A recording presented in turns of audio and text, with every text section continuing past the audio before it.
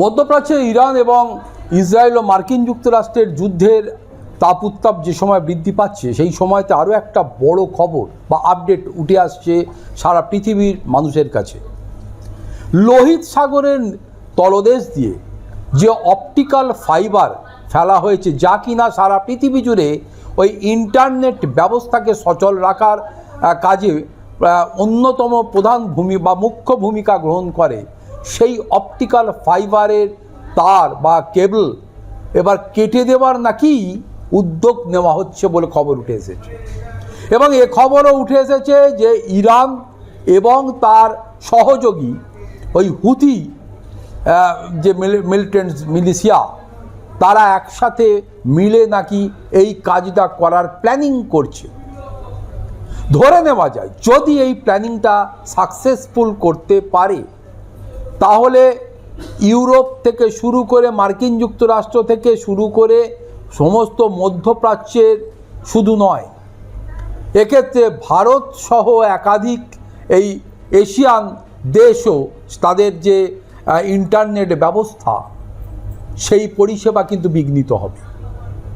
এবং এই পরিষেবা বিঘ্নিত হলে একটা বড় সড়ো যে সিস্টেম চলছে, অর্থাৎ ভারতবর্ষে এই মুহূর্তে ইউপিআই এর মাধ্যমে আমরা যে টাকার ট্রানজাকশান করতে পারছি, বা বিভিন্ন এআই এর মাধ্যমে এখন ভারতের যে ফ্যাসিলিটি চলছে, সেগুলো প্রভাবিত হতে পারে, কাজ বন্ধ হয়ে যেতে পারে। ফলে একটা বড় সিস্টেম যে ভেঙে পড়তে পারে, সেই আশঙ্কা কিন্তু করা হচ্ছে। বিভিন্ন সংবাদ মাধ্যমের দাবি, ইরানের সঙ্গে আমেরিকা ইসরায়েলের সংঘাত চরমে ওঠার পরই লোহিত সাগরের নিচে পাতা কেবল কাটা হতে পারে, সেই সম্ভাবনা তৈরি হচ্ছে। এই সংঘাতে ইরান সমর্থিত সশস্ত্র গোষ্ঠী হুথি যোগ দেওয়ার সম্ভাবনা আরও জোরালো হচ্ছে। গত বছর সেপ্টেম্বরে খবর ছড়িয়েছিল লোহিত সাগরের নিচে বসানো বেশ কয়েকটি অপটিক্যাল ফাইবার লাইন বা কেবল নাকি ছিঁড়ে গিয়েছিল।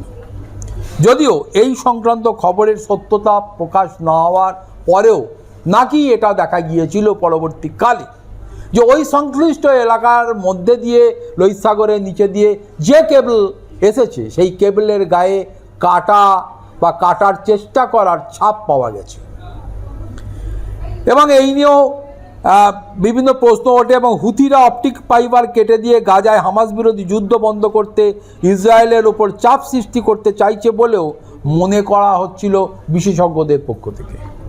শুধু তাই নয়, ইতিপূর্বে এটাও দেখা গেছে যে একাধিক জাহাজ যারা নাকি ওই লোহিত সাগরের ওপর দিয়ে আসা যাওয়া করে, তারা নোঙর করতে গিয়েও অনেক সময় ওই অপটিক্যাল ফাইবার লাইনে ক্ষতিগ্রস্ত করছে বা করেছে, বা এখনও তাদের দ্বারা ক্ষতি হচ্ছে। 2025 সালে সেপ্টেম্বরে এশিয়া আফ্রিকার বেশ কিছু অংশে ইন্টারনেট পরিষেবা বিঘ্নিত হয় এবং প্রভাব পড়েছিল ভারত পাকিস্তানের ক্ষেত্রেও। শুধু তাই নয়, যে হুথি কেবল ছাড়ার অভিযোগ অস্বীকার করা হলেও ইরান যুদ্ধে হুথি যোগ দেওয়ার পরে আবার যে লোহিত সাগরের নিচে পাতা তার কেটে ফেলার আশঙ্কা রয়েছে, সেটা কিন্তু মনে করা হচ্ছে। তাই এই মুহূর্তে লোহিত সাগরের নিচে থাকা ওই অপটিক ফাইবারের তারগুলি বিশ্বের অন্যতম গুরুত্বপূর্ণ ইন্টারনেট করিডোর হিসাবে যেগুলি ব্যবহার করা হয়।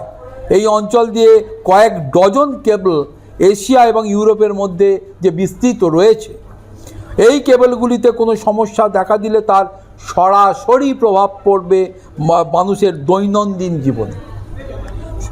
তাই একটি তারে কোনো গোলমাল দেখা দিলে পরিস্থিতি সামাল দিতে বিভিন্ন অ্যাক্সেস পয়েন্ট ব্যবহার করা হয়ে থাকে এই মুহূর্তে, যাতে গোটা ব্যবস্থা ধসে না পড়ে। অর্থাৎ বিকল্প ব্যবস্থা হিসাবে এক একটি কেবলের পাশাপাশি আরও একটি অল্টারনেটিভ কেবলের ব্যবস্থা রাখা হয়েছে। কিন্তু যদি এই বিভিন্ন অ্যাক্সেস পয়েন্ট ব্যবহার করা হয় যাতে গোটা ব্যবস্থা ধসে না পড়ে, এতে সম্পূর্ণ সংযোগ বিচ্ছিন্ন না হলেও তুলনামূলকভাবে ধীরগতির নেটওয়ার্ক সংযোগ ব্যবহার করতে সক্ষম হবে মানুষজন। তবে যদি বড়সড় কোনো ক্ষতি হয়, তবে তার প্রভাব যে সুদূর প্রসারী হবে, এটা কিন্তু মনে করা হচ্ছে বিশেষজ্ঞদের মহলের পক্ষ থেকে। ফলে আগামী দিনে এটাই এখন দেখার যে লোহিত সাগরের নিচে দিয়ে আসা অতি গুরুত্বপূর্ণ যে অপটিক্যাল ফাইবার লাইন, সেটা আদৌ ইরান এবং তার সহযোগী হুতিরা কেটে দেয়, নাকি যুদ্ধের জায়গায় থাকবে, সারা পৃথিবীর মানুষের স্বাভাবিক জীবনযাত্রা ছন্দ বজায় রাখার ক্ষেত্রে অনিবার্য এই অপটিক্যাল ফাইবারের মাধ্যমে ইন্টারনেট পরিষেবা যাতে ব্যাহত না হয় সেদিকে তারা গুরুত্ব দিবে কিনা, এটাই এখন দেখার।